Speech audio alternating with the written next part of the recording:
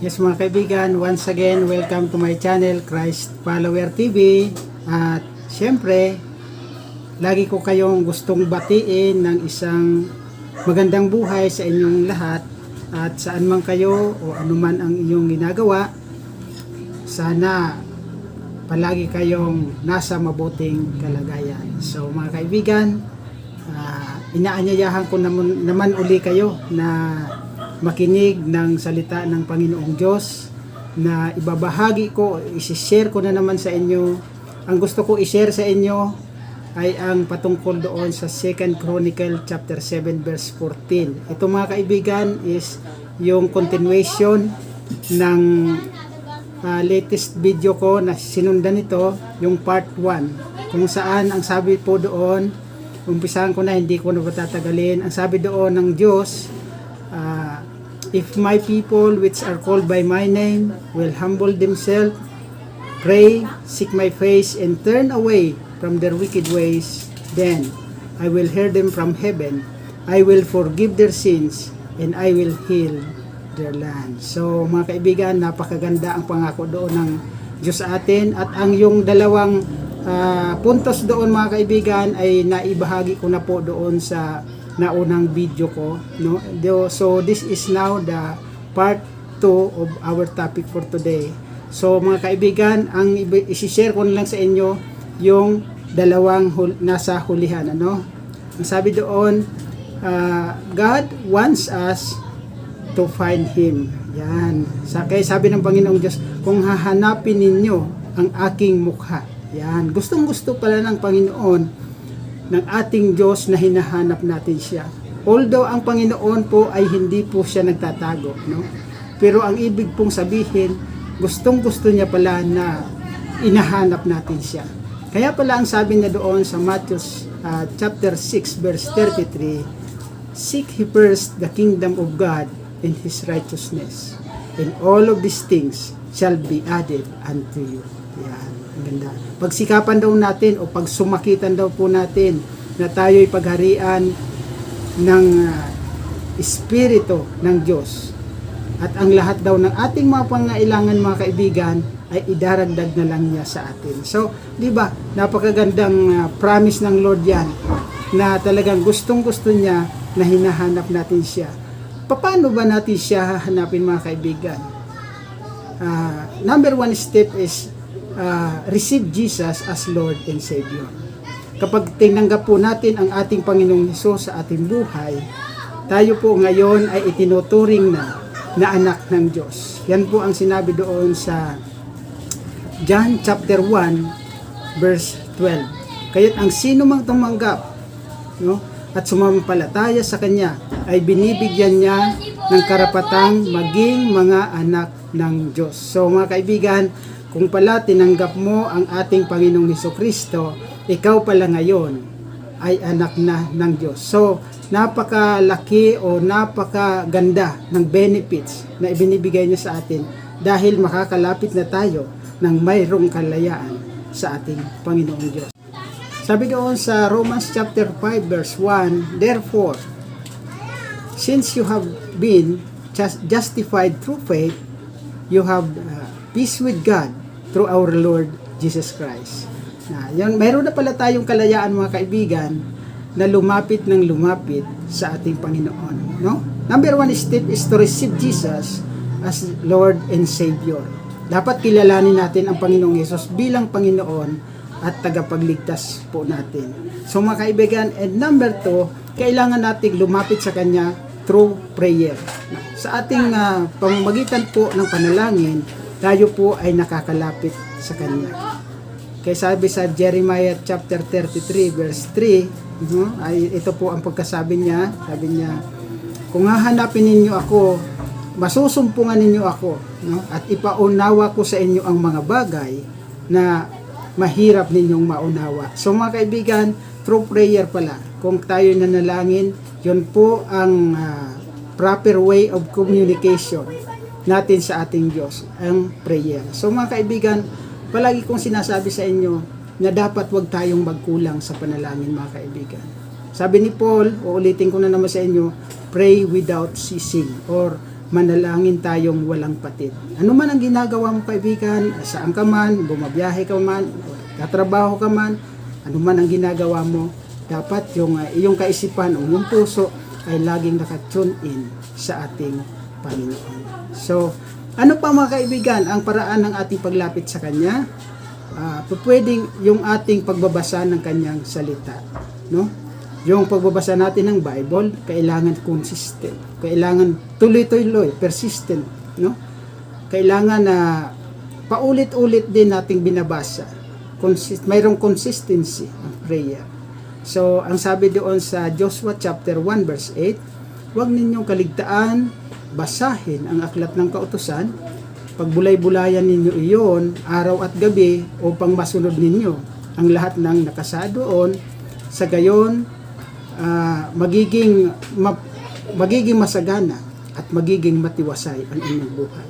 So, kung naghahanap pala tayo ng katiwasayan, ng peace, naghahanap tayo ng kasaganahan ng buhay natin, basahin daw po natin araw at gabi ang Kanyang salita.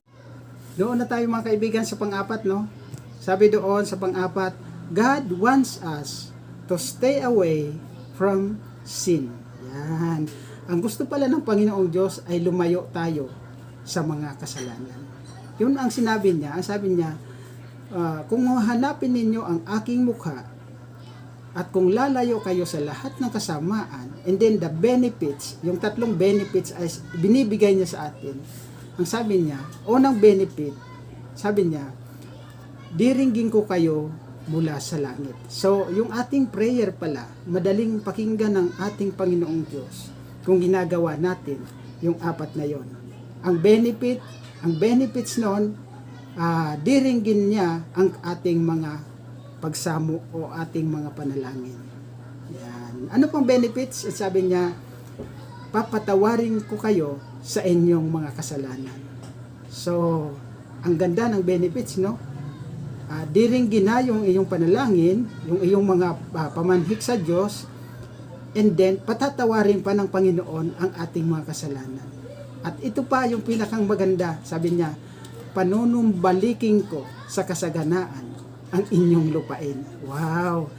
Kung gusto pala nating maging manumbalik ang katiwasayan, ang kasaganaan ng ating buhay, itong apat na ito is napaka-importante na inahanap sa atin ng Diyos, na gustong-gusto ng Diyos para sa atin. So mga kaibigan, stay away from sin, huwag tayong magtatambay sa kasalanan.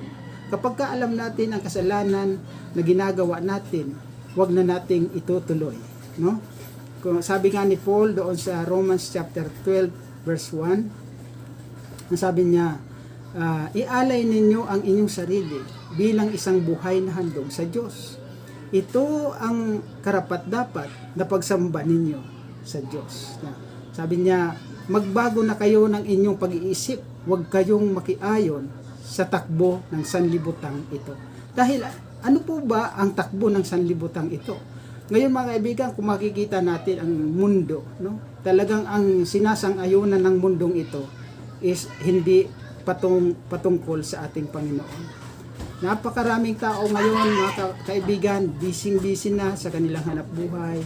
Kaya ang nagiging cause noon o nagiging resulta ay pandaraya, panlalamang sa kapwa, pagnanakaw.